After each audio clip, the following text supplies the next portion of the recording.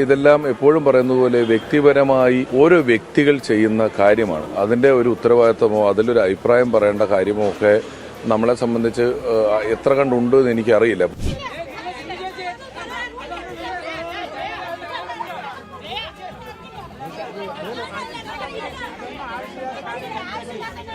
UDF സ്ഥാനാർത്ഥി പറഞ്ഞത് ഒരാളുടെ വ്യക്തിപരമായിട്ടുള്ള ഒരു കാര്യമാണ് ബലാത്സംഗം എന്നാണ്. അതിനർത്ഥം ഒരു വ്യക്തിക്ക് സൗകര്യം പോലെ തോന്നുന്നത് പോലെ അച്ഛനും അമ്മയും ഇല്ലാത്ത ഒരു പെൺകുട്ടിയെ എവിടെ വെച്ചും പീഡിപ്പിക്കാം, എവിടെ വെച്ചും ബലാത്സംഗം ചെയ്യാം. ഇത്ര നെറികെട്ട രീതിയിൽ ഈ കേരളത്തിന്റെ പൊതുസമൂഹത്തെ അപമാനിക്കുന്ന രീതിയിൽ, ഇവിടുത്തെ പെൺകുട്ടികളുടെ അമ്മമാരുടെ സ്വത്വബോധത്തെ ചോദ്യം ചെയ്യുന്ന രീതിയിൽ കേരളത്തിന്റെ ചരിത്രത്തിൽ ഏതെങ്കിലും ഒരു രാഷ്ട്രീയ നേതാവ് പ്രതികരിച്ചിട്ടുണ്ടോ? ആ പ്രതികരണത്തെ തുടർന്ന് അമ്മമാരുടെ ഭാഗത്തു നിന്ന് പ്രതിഷേധം ഉണ്ടായിട്ടുണ്ടെങ്കിൽ പ്രതിഷേധമുണ്ടാകും. കേരളം ചർച്ച ചെയ്തിട്ടുള്ള ഏതെങ്കിലും ഒരു സ്ത്രീ പീഡന വിഷയമുണ്ടെങ്കിൽ ആ ഇരയോടൊപ്പം നിൽക്കുകയാണ് ചെയ്തിട്ടുള്ളത്.